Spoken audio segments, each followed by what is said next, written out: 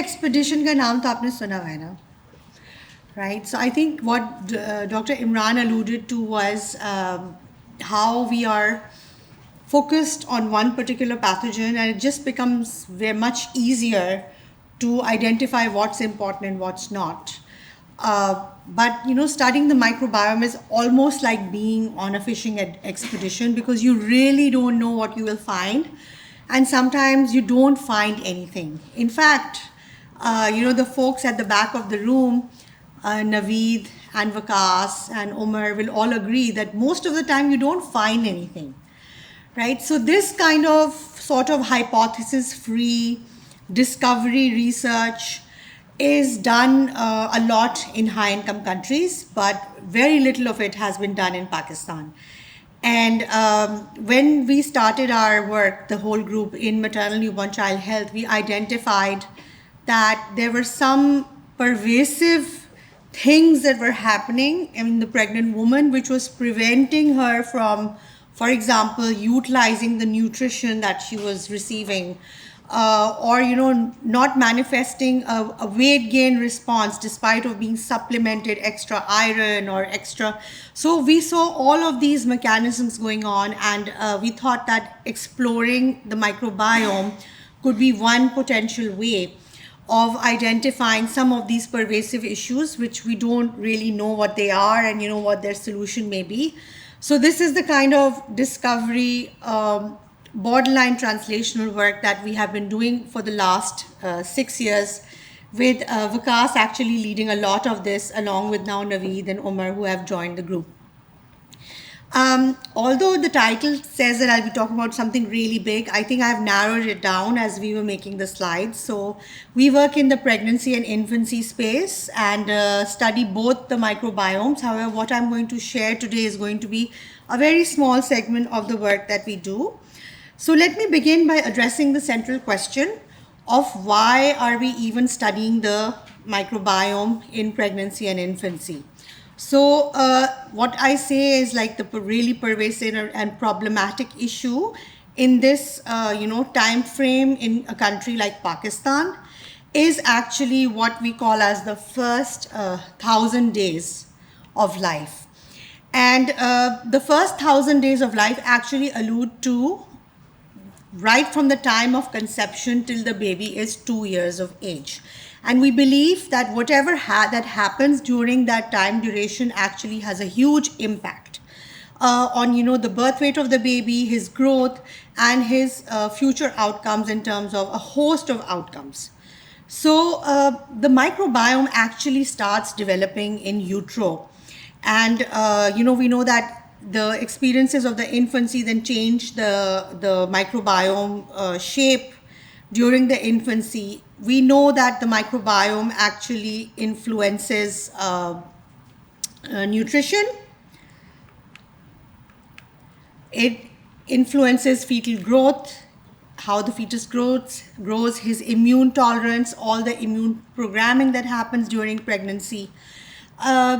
Colonization of the neonate with the right sort of microbiome ensures that the infant gut is healthy, and we call it have gut barrier integrity. Inflammation in the body is low. And please just raise your hand if you don't understand any of these really packed terms that are very commonly used when we study the microbiome. We also know that all the risk of preterm birth, intrauterine growth retardation, neonatal sepsis, faltering of growth down the line, all of these things are actually influenced by the microbiome. And of course, when a microbiome is poor, then you have a lot of nutritional stress. It is also affected by the high burden of infections, the frequent antibiotic exposure, as well as the limited exposure to breastfeeding. So one question we were particularly interested in was, can we understand how the mother's gut actually behaves and how it is associated with, for example, a preterm birth. And why did we pick up preterm birth? Because up to 20% of pregnancies in Pakistan end in premature delivery. And we know that the preterm related disorders contribute to the highest rates of newborn deaths in a country like Pakistan. So when I say pervasive, I really mean it. We have been unable to solve this mystery and this problem. So our goal was to explore this link between the women who are living in high resource settings where the burden of preterm birth is very high. And in the map here, you see where Pakistan is and the place where the Department of Pediatrics and Child Health has established their peri-urban communities. Basically, Ibrahim Hedri and Ali Akbar Shah are the ones that I'm going to point to right now. We have a very high birth cohort. We follow all the pregnancies here, and we facilitate deliveries of the pregnant women. Despite all of that, about 40% of women deliver at home. So when we wanted to study this, we turned towards this platform of ours, and we have created a biorepository here, which is known as the Alliance for Maternal and Newborn Health Information, also known as the Amani. Okay, and Amani platform was set up in these sites, and the whole purpose was to collect different samples, including maternal stool samples, which we could do for downstream metagenomic analysis. So this is showing you a bit of the study design that we employed. So as I mentioned, the Amani biorepository itself is a 2,150 strong pregnancy cohort of pregnant women and their babies up till 1 year of age. We had done sample collection at several time points. For this particular presentation that I'm going to share with you, for this work, we had samples collected at the time of delivery. So this was within 1 to 2 weeks after the woman had delivered. And we had the outcome of the baby, whether he was born preterm or term, very robustly characterized at birth. For this particular analysis, obviously metagenomics is very expensive, so we could not sample the entire 2000 cohort. So we selected, in using a nested case control design, single live births, those who were consenting to live within the community, and applying a filter for different different taxa and different exclusion criteria. We selected 108 term and 60 and 40 sets. So we selected a total of 108 mother baby pairs, and 61 of the moms had delivered term and 47 had delivered preterm. Now you see a long list of exclusion criteria here. We excluded women who had significant maternal comorbidities, women who underwent a cesarean section, a host of other things that happen around labor, women who had addiction, problems. We excluded all of those women.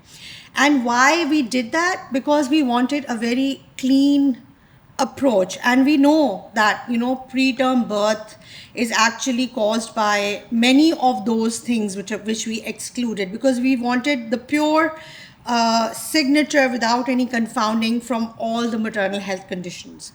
So this approach has previously been described in literature, but it was quite novel for people who work in the space of epidemiology, where we do as less of exclusion as possible and more of confounder control and adjustment in our analysis.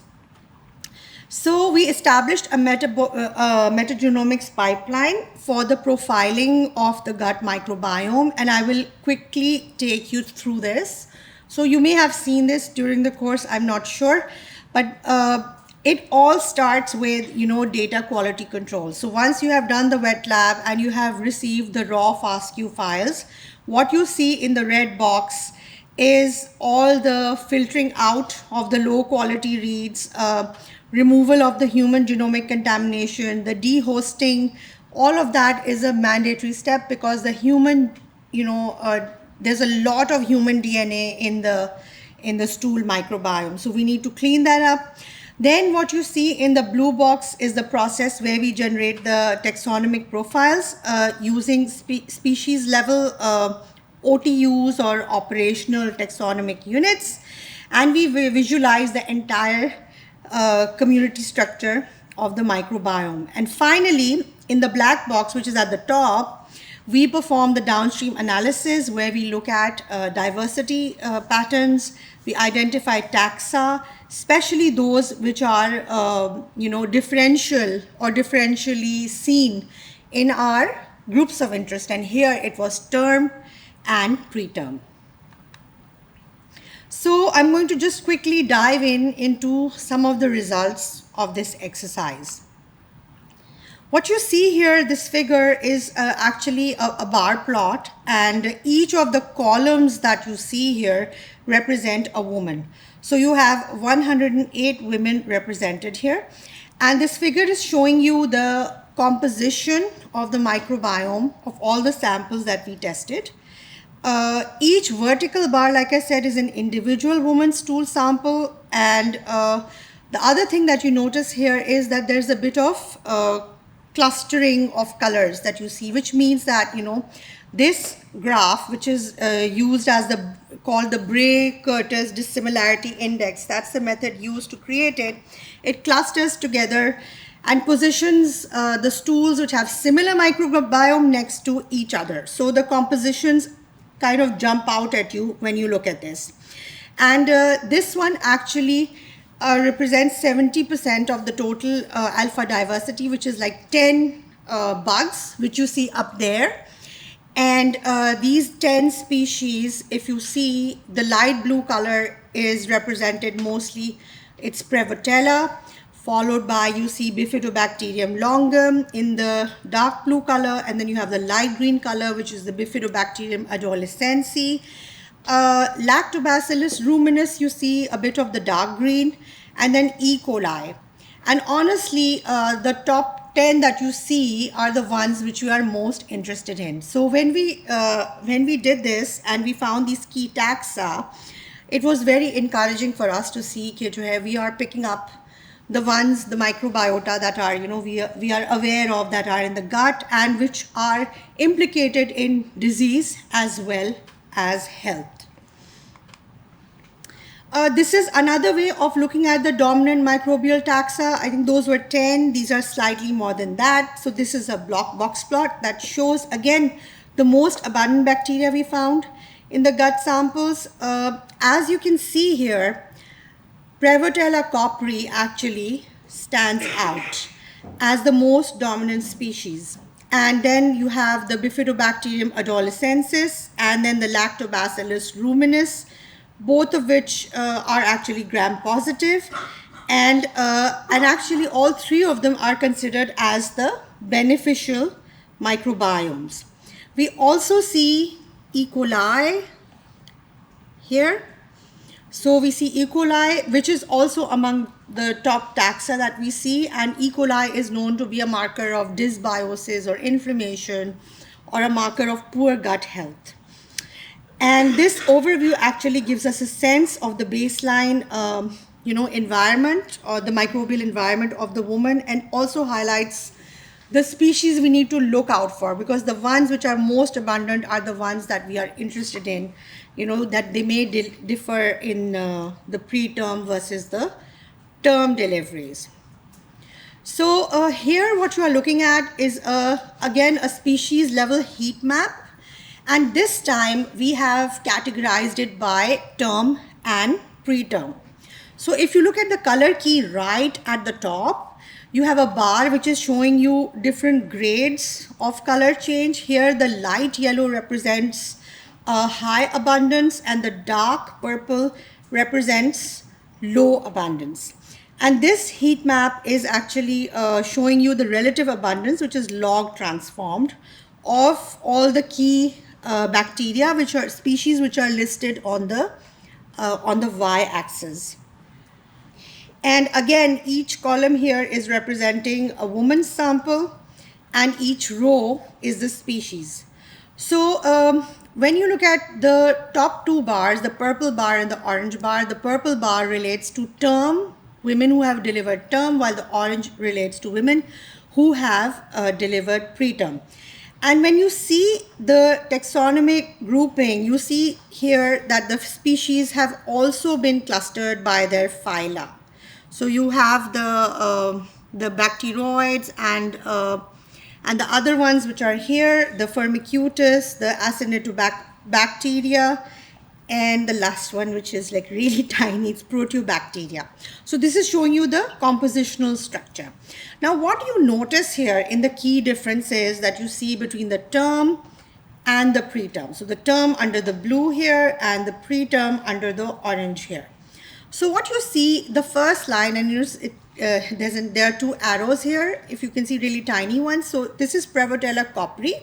And as you can see, the expression of Prevotella copri is different in term and preterm. Now remember, yellow meant more of it, right? So there is a lot more abundance of P. copri in term when compared to preterm.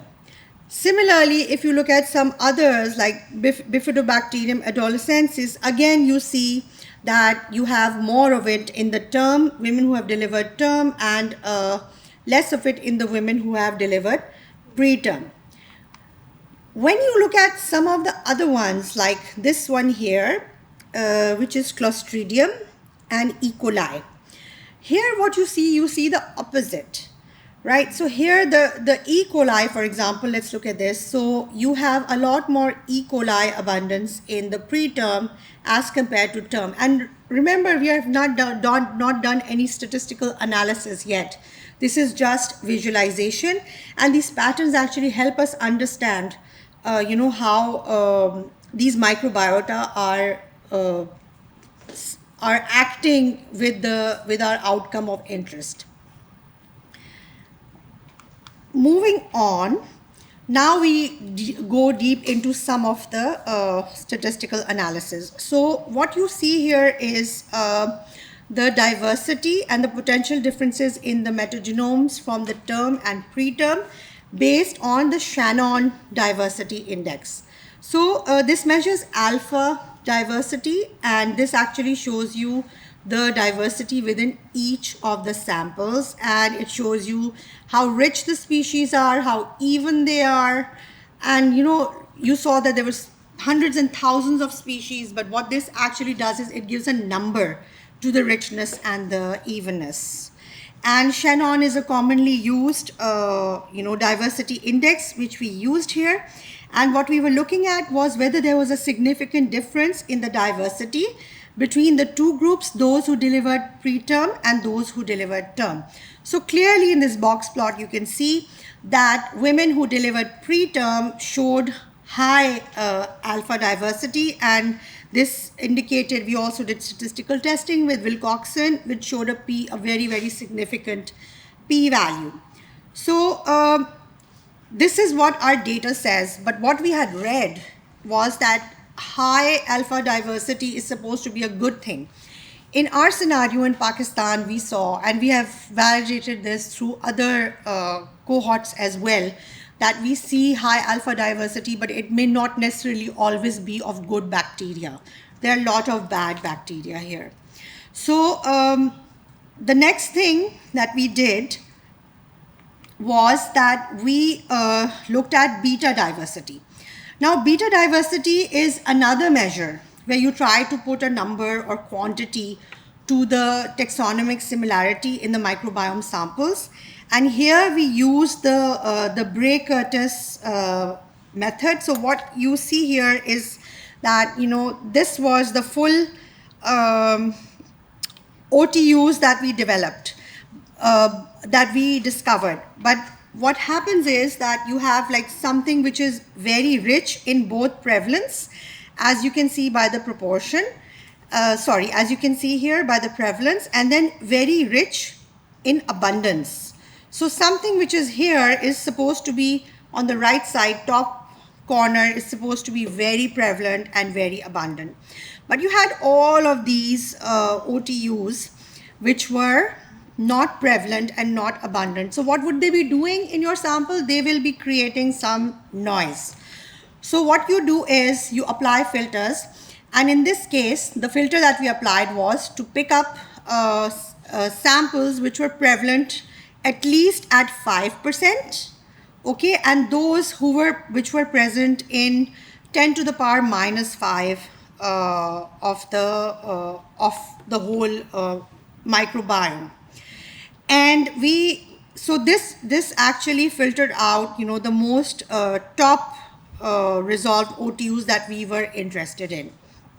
And then we ran what we call as a principal coordinate analysis, where we retained just a few of the top components and we ignored all the others. So this is all statistical and it is done by the bioinformatics pipeline, and we identified the associations also between the clinical covariates, and we tried to see whether the preterm and term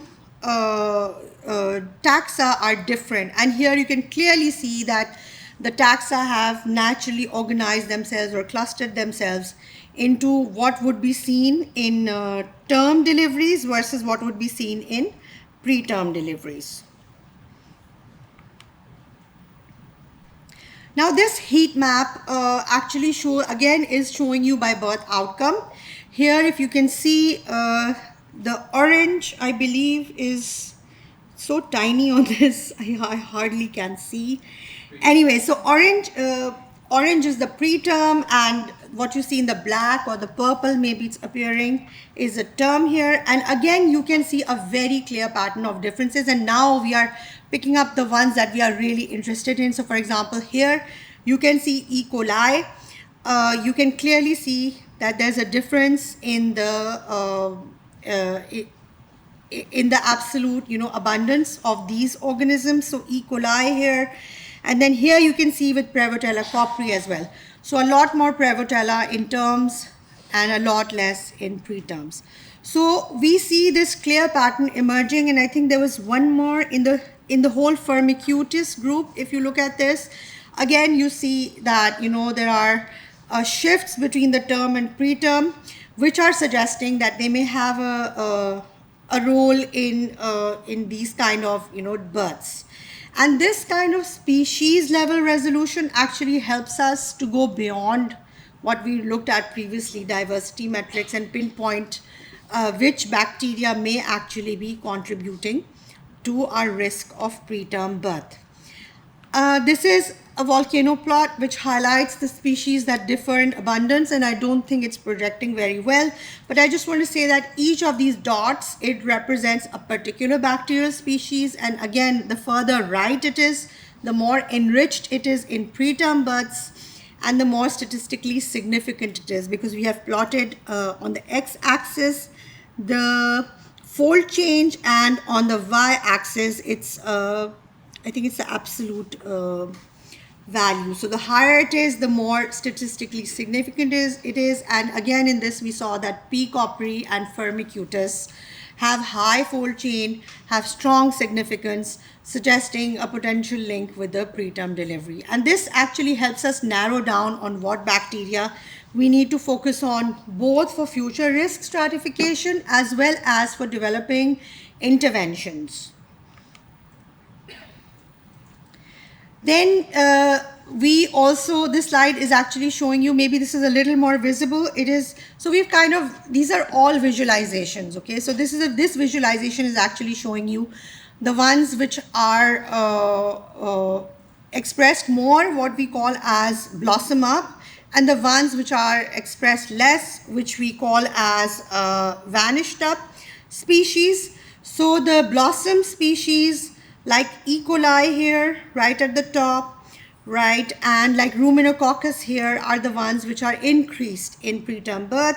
Then when we look at the gray bar, it is the P. copri, which seems more vanished in the preterms, and all of the other related Prevotella species. And this pattern of loss of typically beneficial species, again, raises the potential of, that there are pathobionts that are disrupting the microbiome, which is actually being associated or being a cause of the preterm delivery. So we also generated random forest classification models, and here is when we are combining all of this data also with our clinical data and trying to make decision trees to see in more detail. So for example, how much of P. copri or how much of Firmicutes, what would be the probability of sepsis to. So this is through machine learning that these models were run. And by the way, I have not run a single of these models because it is not my forte. We have a beautiful team here who have been teaching you on this. But with work, as we work along, we develop a bit of an understanding. And thank you for being very great teachers, all of you, for me as well. All right, so we also, so this slide is actually focusing on 3 of the bacteria, and you've been heard the names so much. So these are 3 bacteria are the ones whose low abundance is strongly linked with preterm birth. So if we look at, for example, Prevotella copri, here in the term and preterm, we can clearly see that there is a threshold for Prevotella, and the abundance is 13%. So if the abundance is less than 13%, then the probability of preterm is 100%. And believe me, this discovery in our population in Pakistan was a very, very novel discovery. P. copri has been, defined to be associated with several birth outcomes. It has been differentially expressed in preterms, but all of the data actually has come from high-income countries, and most of the data regarding P. copri is around P. copri as a possible pathobiont.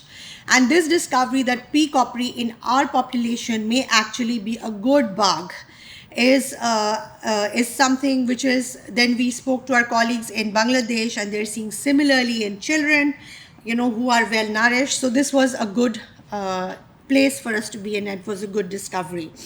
Similarly, when we look at Bacteroides vulgatus, if the abundance is at a certain level, then the proportion,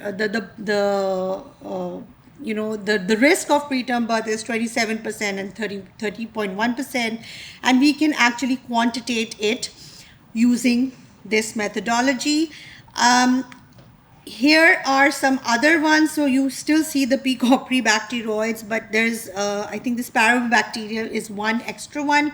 So here we compute we do a 5-fold cross-validation, and we look at also the variable importance plot, again highlighting the top 20 here. So the numbers are changing because we want to just pick up all signals. And here, again, this is a random forest plot result, which is picking out, which is also adjusting for other things. So the highest bar again is showing you that P. copri is the one which is supposed to be protective against preterm birth, because you see the black dot, but all the others here are increasing the risk of preterm birth. And actually, the other thing that this shows is that this Prevotella copri here and this Prevotella here are the ones which are the top predictors in the model, both by the random forest as well as the differential analysis. Again, this is a CIRUS model, and this again looks at the microbial abundance thresholds for preterm birth risk.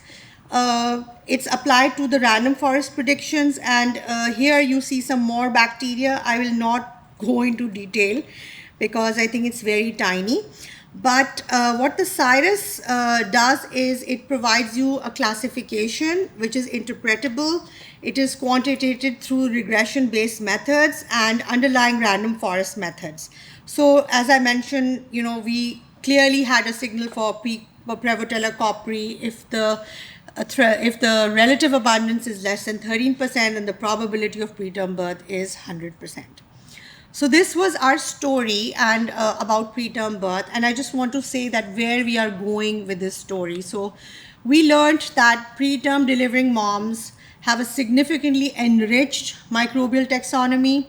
We also identified certain taxa which are more or less abundantly expressed in preterm versus term. And Prevotella copri is probably the most dominant gut microbial taxa, and it is most dominant in differentiating what is, which mother has delivered term and which has not. And when we did a literature search, we found that, it is the dietary preferences, our use of starch enriched food like roti and, rice, which actually results in the enrichment of this P. copri, and maybe one of the reasons why we don't see the same in high income countries. So that is why what you are doing here, your curiosity and what you have, where you are practicing is so important, because you will bring the expertise along with the cultural context, which is so important when we are doing metagenomics work, or when we are even looking at pathogens. The other future work that we are interested in, so now we are interested in looking whether we can shift the microbiome of the preterm woman to a term status using, for example, dietary supplements, other interventions during pregnancy, and identifying other nutritional strategies that promote a protective microbiome. And this would all help us in moving towards creating local interventions to prevent preterm birth. And this is our path, which is linking our discovery to action. We're part of several randomized controlled trials where we are testing out several interventions on the gut microbiome of the pregnant woman to see whether it has any impact on outcomes. Similarly, in our previous cohorts, we have also looked at how maternal anemia and infant anemia are related with the infant gut microbiome. So all of that is work in progress. So just, keep a lookout for the Department of Pediatrics, and there will be lots of interesting work coming in. Thank you, guys. You are a very patient audience.